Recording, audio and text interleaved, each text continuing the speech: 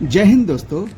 कल्पना कीजिए साल 2029 है, आम चुनाव के नतीजे आ रहे हैं। एक राजनीतिक दल उत्तर भारत के सिर्फ 3-4 बड़े राज्यों में क्लीन स्वीप करता है और केंद्र में पूर्ण बहुमत की सरकार बना लेता है। दूसरी तरफ दक्षिण और पूर्व के 10 से अधिक राज्य मिलकर भी उस जनादेश को प्रभावित नहीं कर पा रहे हैं। क्या यह लोकतंत्र है? तकनीकी रूप से आप कहेंगे हाँ, क्योंकि बहुमत की जीत हुई है। लेकिन क्या यह भारत है, एक ऐसा देश जो राज्यों का संघ, यूनियन ऑफ स्टेट है?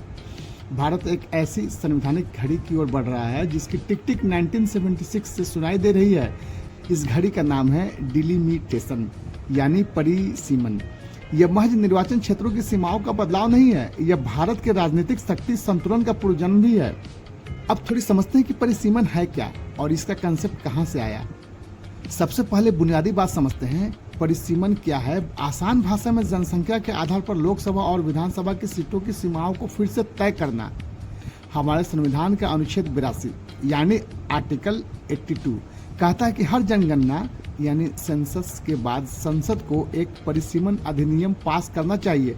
इसके लिए एक परिसीमन आयोग यानी डिलिमिटेशन कमीशन बनाना जाता है, जिसकी अध्यक्षता सुप्रीम कोर्ट के रिटायर्ड जज करते हैं। इसका मकसद बहुत नेक है, एक वोट एक मूल्य। मान लीजिए 1971 में एक सांसद 10 लाख लोगों का प्रतिनिधित्व करता था। आज उसी क्षेत्र में 40 लाख लोग रहते हैं। क्या उस एक सांसद के लिए इतने लोगों की समस्याओं का सुनना संभव है? क्या उन 40 लाख लोगों की आवाज संसद में उतनी ही बुलंद हो पाएगी जितनी 10 लाख वाले क्षेत्र की है? तकनीकी रूप से आपका जवाब होगा नहीं, बिल्कुल नहीं। इसी असंतुलन को मिटाने के लिए सीटें बढ़ानी पड़ती है। अगर यह इतना ही आसान है और सरल है तो विवाद क्यों हो रहा है? इसके लिए हमें इतिहास के पन्ने पलटने होंगे। आज़ादी के बाद 1952, 1963 और 1973 में परिसीमन हुआ। सीटें 494 से बढ़कर 543 हो गई। लेकिन 1970 के दशक में भारत एक बड़े संकट से जूझ रहा था, जनसंख्या विस्फोट। केंद्र सरकार ने नारा दिया, हम दो हमारे दो। राज्यों पर दबाव डाला गया कि वो जनसंख्या नियंत्रण यानी पॉपुलेशन को कंट्रोल करे और इसको प्राथमिकता दे। तब एक बड़ा सवाल खड़ा हुआ, यदि सीटें जनसंख्या के आधार पर बढ़ती रहीं तो जो राज्य जनसंख्या कम करेंगे उनकी संसद में सीटें कम हो जाएंगी, यानी अच्छा काम करने वाले को सजा और जनसंख्या बढ़ाने वाले को पुरस्कार। इस विद्रोह को शांत करने के लिए 1976 में इंदिरा गांधी की सरकार ने 42वां संशोधन किया और परिसीमन को साल 2000 तक के लिए फ्रीज कर दिया। संदेश साफ था, अभी विकास पर ध्यान दो, सीटों की गिनती बाद में करेंगे। साल 2000 आया, विवाद खत्म नहीं हुआ था। दक्षिण और उत्तर के बीच की खाई और चौड़ी हो चुकी थी। तब प्रधानमंत्री अटल बिहारी वाजपेयी की सरकार ने 84वें संशोधन पास किया और इस फ्रीज को अगले 25 सालों के लिए बढ़ा दिया। अब वो लक्ष्मण रेखा है 2026 का साल।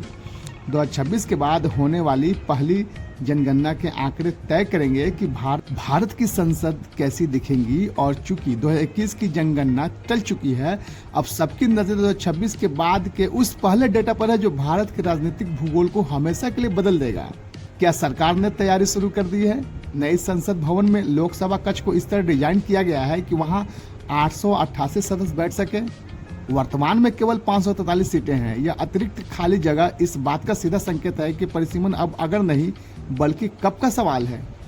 लेकिन क्या यह विस्तार भारतीय संघवाद के ताबूत में आखिरी कील साबित होगा या यह लोकतांत्रिक न्याय का एक अनिवार्य हिस्सा है? 1971 में भारत की आबादी करीब 55 करोड़ थी। आज हम 140 करोड़ पार कर चुके हैं, लेकिन यह बढ़ोतरी पूरे देश में एक समान नहीं रही। यह परिसीमन विवाद की सबसे कड़वी सच्चाई है। उत्तर भारत के राज्यों जैसे उत्तर प्रदेश, बिहार, मध्य प्रदेश और राजस्थान ने पिछले 50 सालों में अपनी आबादी को लगभग 3 गुना बढ़ाया है। वहीं दूसरी ओर दक्षिण के राज्यों केरल, तमिलनाडु, कर्नाटक और आंध्र प्रदेश ने शिक्षा, स्वास्थ्य और महिला सशक्तिकरण के जरिए अपनी जनसंख्या वृद्धि दर को सफलतापूर्वक नीचे गिराया है। अगर आज की जनगणना के आधार पर सीटें बांटी जाती हैं तो संसद की तस्वीर कुछ ऐसी दिखेंगी। उत्तर प्रदेश जो 80 सांसद भेजता है उसकी संख्या बढ़कर 140 से 150 के बीच हो सकती है। बिहार 40 सीटों से बढ़कर 75 से 80 सीटों तक पहुंच सकता है। और तमिलनाडु जो आज 39 सीटें रखता है उसकी सीटों में या तो मामूली बढ़ोतरी होंगी या आबादी के अनुपात में उसकी राजनीतिक ताकत कम हो जाएंगी।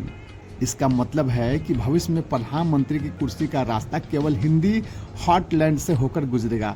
दक्षिण भारत, जो देश की अर्थव्यवस्था का इंजन है, संसद में एक दर्शक बनकर रह जाएगा। दक्षिण भारतीय राज्यों का तर्क भावनात्मक नहीं बल्कि तार्किक है। वे कहते हैं हमने केंद्र सरकार की हर बात मानी, हमने परिवार नियोजन लागू किया, साक्षरता बढ़ाई और अपने नागरिकों का जीवन स्तर सुधारा। क्या इसका इनाम यह है कि संसद में हमारी आवाज़ को कम कर दिया जाए? इसे विशेषज्ञ सफलता की सजा यानी पेनाल्टी ऑफ सक्सेस कहते हैं। यदि एक राज्य अपनी जनसंख्या कम करता है तो लोकतंत्र के सिर गिनने वाले नियम के अनुसार उसकी राजनीतिक शक्ति कम हो जाती है। यह एक ऐसा विरोधाभास है जिसका समाधान हमारे संविधान निर्माताओं ने भी स्पष्ट रूप से नहीं दिया था। यह लड़ाई सिर्फ सीटों की नहीं, सिक्कों को भी है। केंद्र सरकार जो टैक्स इकट्ठा करती है उसे राज्यों के बीच बांटने के लिए वित्त आयोग यानी फाइनेंस कमीशन जनसंख्या को एक बड़ा आधार मानता है। दक्षिण के राज्य पहले ही शिकायत करते रहे हैं कि वे केंद्र को 100 रुपये टैक्स के रूप में देते हैं और उन्हें वापस सिर्फ 15 से 30 रुपये, जबकि उत्तर भारत के राज्य 100 रुपये टैक्स देकर 200 से ज़्यादा वापस पाते हैं। परिमिशन के बाद यदि उत्तर भारत के सांसदों की संख्या बढ़ती है तो वे संसद में एक ऐसे कानून और बजट पर दबाव बनाएंगे जो उनके राज्यों को अधिक वित्तीय लाभ देगा। भारत राज्यों का संघ है, इसका मतलब है कि हर राज्य की अपनी पहचान, अपनी भाषा और अपनी स्वायत्तता है। अगर उत्तर भारत की आबादी के आधार पर पूरे देश के फैसले लिए जाने लगेंगे तो क्या तमिलनाडु या केरल के लोग यह महसूस करेंगे कि केंद्र में उनकी कोई सुनने वाला है? इतिहास गवाह है, जब भी किसी बड़े लोकतांत्रिक देश में क्षेत्रीय असंतुलन बढ़ा है, वहाँ अलगाववाद या आंतरिक संघर्ष के बीज बोए गए हैं। श्रीलंका का उदाहरण हमारे सामने है, जहाँ भाषाई और क्षेत्रीय प्रतिनिधित्व के असंतुलन ने दशकों तक गृह युद्ध की आग भड़काई रही। तो क्या इसका समाधान यह है कि परिसीमन को हमेशा के लिए टाल दिया जाए? नहीं, क्योंकि यह 2026 के उन नागरिकों के साथ अन्याय होगा जिनके पास आज पर्याप्त प्रतिनिधित्व नहीं है। समस्या परिसीमन नहीं है, समस्या वह फॉर्मूला है जो सिर्फ जनसंख्या को देखता है, विकास को नहीं। सितंबर 2023 भारत की नई संसद में पहला कानून पास हुआ, महिला आरक्षण बिल। दशकों से अटका हुआ यह एक बिल ऐतिहासिक जीत की तरफ पेश किया गया, लेकिन इसकी बारीकियों में एक ऐसी शर्त छिपी थी जिसने भीषण भविष्य की राजनीति में बारूद भर दिया। बिल में स्पष्ट लिखा है, महिला आरक्षण तभी लागू होगा जब अगली जनगणना यानी सेंसस और उसके बाद परिसीमन की प्रक्रिया पूरी हो जाएंगी। सरकार का तर्क सीधा है, 33% सीटें महिलाओं के लिए आरक्षित करनी है तो पहले यह तय करना होगा कि कुल सीटें कितनी हैं और उनकी सीमाएं क्या है। लेकिन विपक्ष ने इसे चुनावी लॉलीपॉप करार दिया। उनका सवाल था, अगर आप महिलाओं को हक देना चाहते हैं तो आज की 543 सीटों पर क्यों नहीं 2029 या 2034 तक इंतजार क्यों कर रहे हैं? असल में सरकार ने परिसीमन जैसे विवादित मुद्दे को महिला सशक्तिकरण के साथ जोड़ दिया है। अब यदि कोई राज्य परिसीमन का विरोध करता है तो उस पर महिला विरोधी होने का ठप्पा लगने का खतरा रहेगा। यह राजनीति की बिसात पर चली गई एक ऐसी चाल है जिसने क्षेत्रीय दलों को धर्म संकट में डाल दिया है। 1976 में इंदिरा गांधी ने जो फ्रीज लगाया था वह 2001 में अटल बिहारी वाजपेयी ने अगले 25 साल के लिए बढ़ा दिया। वह साल 2026 में पूरा हो रहे हैं। 2026 के बाद होने वाली पहली जनगणना जो संभवतः 2026 या 2027 में होगी, भारत का नया भाग लिखेगी। यदि सब कुछ योजना के अनुसार रहा तो 2029 का लोकसभा चुनाव पुराने भारत की आखिरी झलक होगा और 2034 का चुनाव एक रीड्रॉ इंडिया में होगा। अब इस शतरंज के सबसे महत्वपूर्ण खिलाड़ी की बात करते हैं, हिंदी भाषी राज्य। आज बीजेपी और एनडीए की सबसे बड़ी ताकत उत्तर और मध्य भारत है। परिसीमन के बाद इन्हीं राज्यों की सीटें सबसे ज़्यादा बढ़ने वाली हैं। अनुमान है परिसीमन के बाद अकेले उत्तर प्रदेश और बिहार की कुल सीटें करीब 220 तक पहुंच सकती है। याद रहे, बहुमत के लिए 272 आंकड़ा चाहिए, यानी जो भी दल इन 2-3 भारतीय राज्यों पर कब्जा कर लेगा उसे दक्षिण या पूर्व भारत के राज्यों की परवाह करने की ज़रूरत नहीं पड़ेगी। भारत की खूबसूरती इसकी विविधता में है। संसद में तमिल, तेलुगु, कन्नड़, बंगाली और मराठी आवाज़ों का उतना ही वजन होगा जितना कि हिंदी भाषा का। लेकिन यदि नंबर गेम पूरी तरह एक तरफ झुक गया तो क्या क्षेत्रीय मुद्दे राष्ट्रीय पटल पर गौन सेकेंडरी नहीं हो जाएंगी? क्या दक्षिण भारत के राज्यों में अलगाव की भावना पैदा नहीं होंगी? तमिलनाडु के मुख्यमंत्री स्टालिन और तेलंगाना के नेताओं की आक्रामकता इसी डर का परिणाम है। तो क्या हम एक ऐसे संवैधानिक संकट की ओर बढ़ रहे हैं जिसका कोई हल नहीं है? क्या हम जनसंख्या के आधार पर लोकतंत्र को बचाते बचाते संघवाद की बलि चढ़ा देंगे? अब तक हमने समस्याओं को समझा, लेकिन समाधान क्या है? क्या हम 140 करोड़ लोगों के देश को केवल एक गणितीय फॉर्मूले पर छोड़ सकते हैं? विशेषज्ञों का मानना है कि एक व्यक्ति एक वोट का सिद्धांत अटूट है, लेकिन इसे लागू करने के लिए तरीके में बदलाव किया जा सकता है। दुनिया के सबसे पुराने लोकतंत्र अमेरिका से हम एक सीख ले सकते हैं। वहाँ के निचले सदन हाउस ऑफ रिप्रेजेंटेटिव्स में सीटें जनसंख्या के आधार पर होती हैं। जैसे कैलिफोर्निया के पास बहुत सीटें हैं और वायोमिंग के पास बहुत कम, लेकिन वहाँ का ऊपरी सदन यानी सीनेट असली संतुलन बनाता है। अमेरिका के हर राज्य के पास, चाहे वह छोटा हो या बड़ा, सिर्फ 2 सीटें होती हैं। यदि भारत भी अपनी राज्यसभा में सुधार करे और हर राज्य को समान या अधिक संतुलित प्रतिनिधित्व दे, तो बड़े राज्यों का वर्चस्व कम किया जा सकता है। इससे कोई भी बड़ा कानून तब तक पास नहीं होगा जब तक छोटे और सफल राज्य भी अपनी सहमति न दे दें। दूसरा बड़ा सुझाव है सीटों के आवंटन के फॉर्मूले को बदलना। क्या होगा अगर हम सीटों की जनसंख्या या संख्या तय करते समय जनसंख्या को 50% वेटेज दे और बाकी 50% इन मापदंडों को दे? जैसे पहला पॉइंट है जीडीपी योगदान, और दूसरा है शिक्षा और स्वास्थ्य, तीसरा है जनसंख्या नियंत्रण।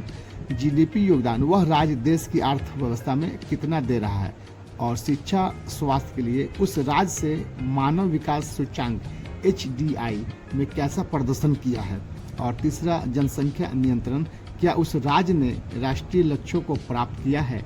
ऐसा करने से केरल और तमिलनाडु जैसे राज्यों को उनकी सफलता का इनाम मिलेगा, न कि सजा।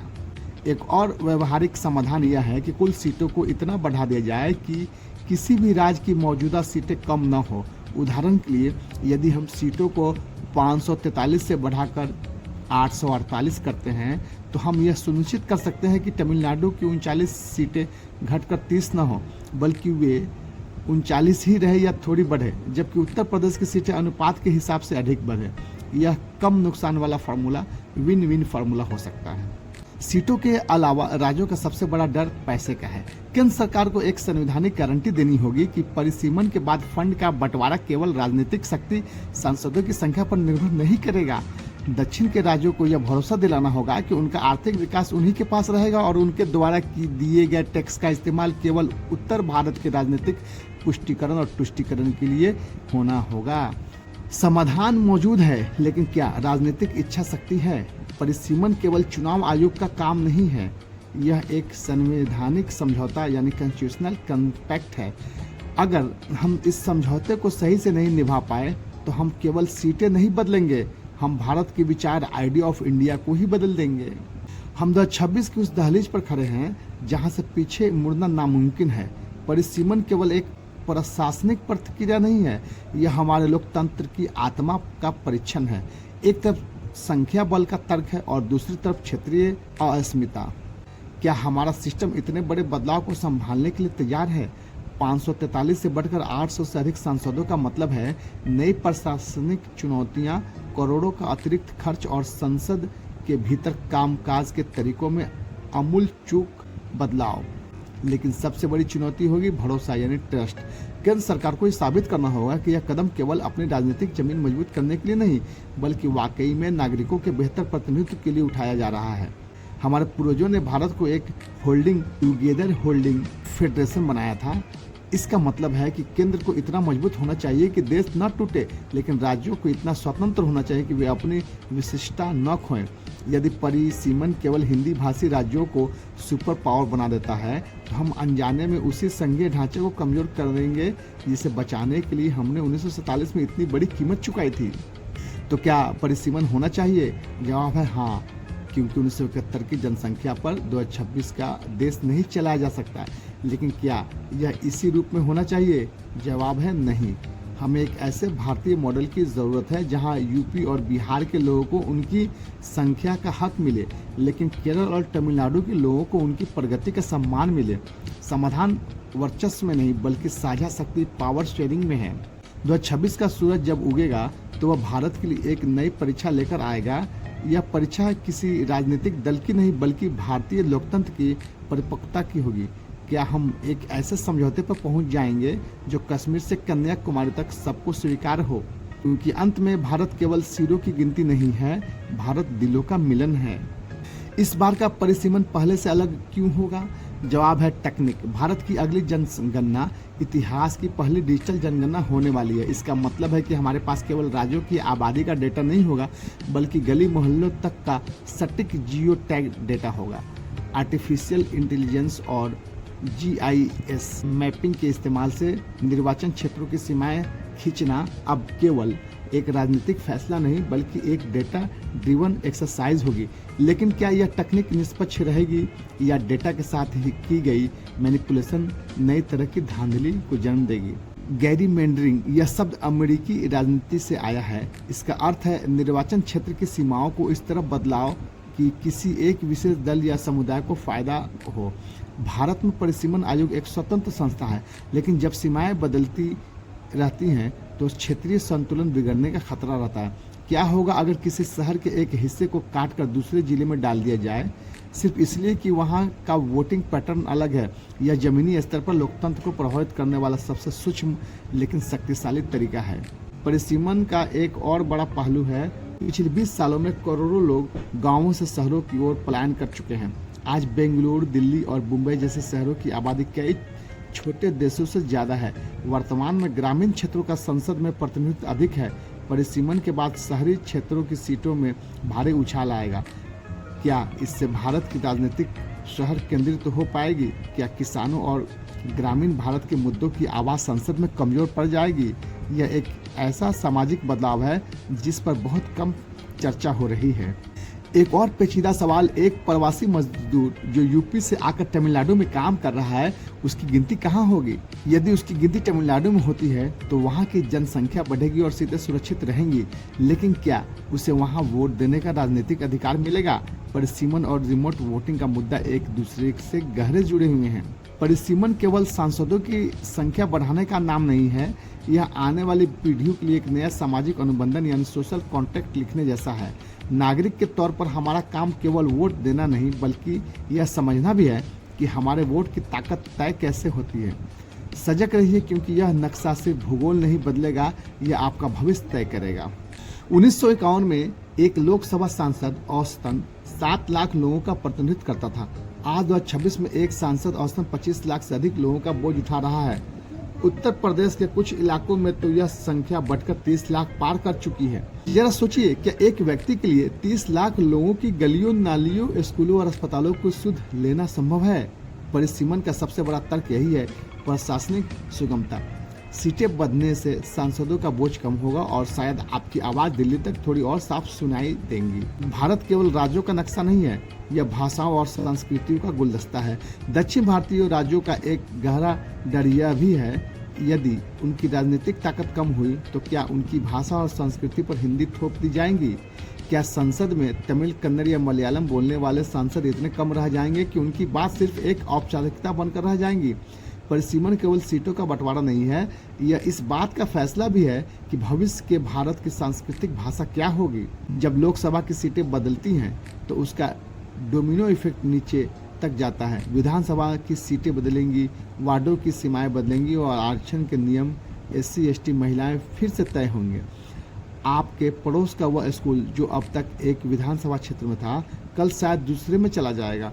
परिसीमन का मतलब है सालों से बने हुए राजनीतिक समीकरणों को रातों रात बिखर जाना, नए नेता, नए वादे और एक नया चुनावी भूगोल का सामने आना। भारत दुनिया का सबसे युवा देश है। आज का 20 साल का युवा जो पहली बार वोट देने वाला है, वह इस 1971 बनाम 2026 की बहस को कैसे देखता है?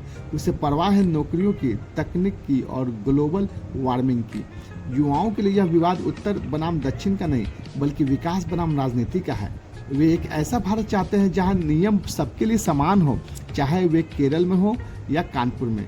क्या हमारा नया राजनीतिक नक्शा इस युवा ऊर्जा को जगह दे पाएगा? हमने इस सीरीज में देखा कि परिसीमन एक दोधारी तलवार है। यह लोकतंत्र को आधुनिक भी बना सकता है और हमारे संघीय ढांचे को चोट भी पहुंचा सकता है।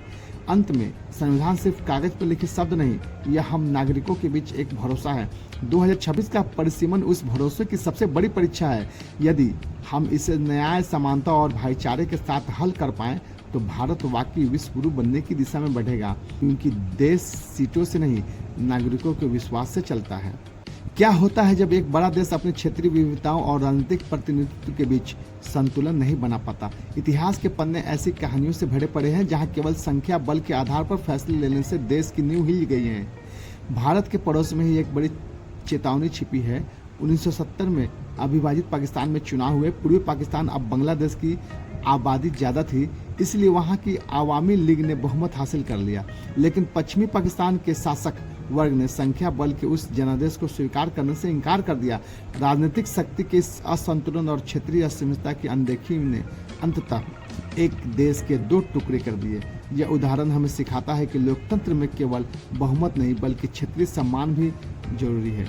नाइजीरिया में भी उत्तर और दक्षिण के बीच आबादी और संसाधनों को लेकर दशकों से संघर्ष चल रहा है। वहीं युगोस्लाविया जैसे देश इसलिए टूट गया क्योंकि वहाँ के अलग अलग भाषाई और जातीय समूह को लगा कि केंद्र में उनकी आवाज़ दबाई जा रही है। भारत के लिए सबक साफ है, एक विशाल और विविध देश को केवल नंबर गेम से नहीं चलाया जा सकता। वहाँ इमोशनल इंटीग्रेशन, भावनात्मक एकीकरण भी जरूरी है। लेकिन भारत अलग है। हमारे पास एक ऐसा लचीला संविधान है जो संकट के समय खुद को ढालना जानता है। हमने 1950 के दशकों में भाषाई आधार पर राज्यों के पुनर्गठन के संकट को झेला है। हमने अलगवादी आंदोलनों को लोकतंत्र के दायरे में लाकर शांत किया है। परिसीमन के यह संकट भी भारत की उसी लोकतांत्रिक परिपक्वता की परीक्षा लेगा। क्या हम एक ऐसा रास्ता निकाल पाएंगे जो दुनिया के लिए मिसाल बने? एक ऐसा रास्ता जहां संख्या का भी सम्मान हो और सफलता का भी। अब इस कुछ घंटे की यात्रा में अंत में हम उसी सवाल पर वापस आते हैं, भारत क्या है? भारत केवल एक भूगोल नहीं है, भारत एक साझा सपना है। परिसीमन का नया नक्शा उस सपने को और मजबूत करना चाहिए, न कि उसमें दरारें पैदा कर। 2026 खत्म हो रहा है, इतिहास हमें देख रहा है, फैसला हमारे हाथों में है। व्यापार जगत के लिए एक बड़ी पहेली है, क्या होगा जब आर्थिक शक्ति एक हिस्से में होंगी और राजनीतिक शक्ति दूसरे हिस्से में? क्या नीतियां उन राज्यों के पक्ष में बनेंगी जो कमा रहे हैं या उन राज्यों के लिए जो वोट दे रहे हैं? अर्थशास्त्रियों का डर है, यदि संसद में केवल उन राज्यों का बहुमत होगा जहां विकास की दर धीमी है तो राष्ट्रीय बजट का झुकाव कल्याणकारी योजना यानी वेलफेयर स्कीम की तरफ ज्यादा हो सकता है, जिससे पूंजीगत निवेश, कैपिटल इन्वेस्टमेंट के लिए पैसा कम बचेगा। क्या कोई निवेशक उस राज्य में फैक्ट्री लगाना चाहेगा जहां का राजनीतिक प्रतिनिधित्व कमजोर हो रहा है? परिसीमन केवल वोट का सवाल नहीं है, यह इस भरोसे का सवाल है कि क्या भविष्य की नीतियां ईज ऑफ डूइंग बिजनेस को प्राथमिकता देंगी। जीएसटी के आने के बाद राज्यों के पास टैक्स वसूलने की अपनी ताकत कम हो गई है, वे केंद्र के बंटवारे पर निर्भर है। दक्षिण के राज्यों का डर है कि परिसीमन के बाद संसद में उत्तर भारत का दबदबा बढ़ेगा तो जीएसटी काउंसिल में भी उनकी आवाज़ कमजोर पड़ जाएंगी। क्या उनके संसाधनों का उपयोग वहाँ होगा जहाँ से वे आए हैं या वहाँ जहाँ संख्या बल ज़्यादा है? भारत का टैलेंट उत्तर से दक्षिण की ओर बढ़ रहा है। बेंगलुरु या हैदराबाद में काम करने वालों का सॉफ्टवेयर इंजीनियर जो मूल रूप से बिहार का है, वो अर्थव्यवस्था में योगदान तो दक्षिण में दे रहा है, लेकिन उसका राजनीतिक प्रभाव या वोट उत्तर में है। यह टैलेंट सर्विस वोट का टकराव भारत के संघीय ढांचे में एक नया तनाव पैदा कर सकता है। क्या हमें पोर्टेबल वोटिंग की जरूरत है या फिर उस राज्य को अधिक राजनीतिक महत्व मिलना चाहिए जो देश की जीडीपी को सहारा दे रहा है? परिसीमन का असर केवल बैलेट पेपर पर नहीं बल्कि आपके डीमेट अकाउंट और देश की बैलेंस शीट पर भी पड़ेगा। अगर भारत के $5 ट्रिलियन की इकोनॉमी बनना है तो उसे अपनी राजनीतिक और आर्थिक दिशा के बीच संतुलन बनाना ही पड़ेगा। और अब इस महायात्रा के अंतिम पड़ाव की ओर हम चाहते हैं, जहां हम बात करते हैं कि भारत को टूटे हुए नक्शे से बचाकर एक संगठित महाशक्ति बनाया जा सकता है। हमने पिछले कुछ घंटों में इतिहास की परतों को उखाड़ा, राजनीतिक की बिसात को समझा और उन डरों का सामना किया जो भारत को उत्तर और दक्षिण में बांटने की धमकी देता है। लेकिन क्या यह बहस केवल सीटों की है या यह इस बारे में है कि हम एक राष्ट्र के रूप में अगले 100 साल कैसे बिताएंगे? परिसीमन का विवाद हमें एक कड़वी सच्चाई से रूबरू कराता है। लोकतंत्र केवल सिरों की गिनती नहीं है। अगर हम केवल संख्या को देखेंगे तो हम विविधता खो देंगे। और अगर हम केवल क्षेत्रीय अधिकारों को देखेंगे तो हम लोकतांत्रिक समानता खो देंगे। समाधान न तो परिसीमन को रोकने में है और न ही इसे बिना सोचे समझे थोपने में। समाधान है संवैधानिक नवाचार यानी कॉन्स्टिट्यूशनल इनोवेशन में। भविष्य का भारत ऐसा होना चाहिए जहां उत्तर प्रदेश का एक युवा इसलिए खुश हो कि उसे उचित प्रतिनिधित्व मिल रहा है और तमिलनाडु का एक नागरिक इसलिए गर्व महसूस करे कि उसके विकास के मॉडल को पूरा देश अपना रहा है। हमें एक ऐसी प्रणाली की जरूरत है जहां राजनीतिक प्रतिनिधित्व, पॉलिटिकल रिप्रेजेंटेशन और आर्थिक योगदान, इकोनॉमिक कंट्रीब्यूशन एक दूसरे के दुश्मन न बने बल्कि एक दूसरे के पूरक बने। यह बहस केवल नेताओं या विशेषज्ञों की नहीं है, यह आपके लिए है। परिसीमन का नया नक्शा आपके बच्चों के भविष्य का नक्शा है। क्या हम एक ऐसा देश चाहते हैं जहां राजनीतिक केवल कुछ राज्यों के इर्द गिर्द सिमट जाए, या हम एक ऐसा भारत चाहते हैं जहां हर राज्य, हर भाषा और हर नागरिक की आवाज़ का उतना ही मूल्य हो? सवाल यह नहीं है कि कितनी सीटें बनेंगी, सवाल यह है कि हमारा भरोसा बढ़ेगा। भारत एक प्रयोग है जो 1947 में शुरू हुआ था। परिसीमन उस प्रयोग का एक और कठिन पड़ाव है। इतिहास हमें बताता है कि हमने हर संकट को संवाद और समझदारी से सुलझाया है। 2026 के यह मोड़ भी हमें नहीं तोड़ेगा बल्कि हमें और अधिक मजबूत बनाएगा। हम अलग हैं इसलिए हम अतुल्य हैं, हम अनेक हैं इसलिए हम एक। यह थी भारत के नए मानचित्र की महागाथा।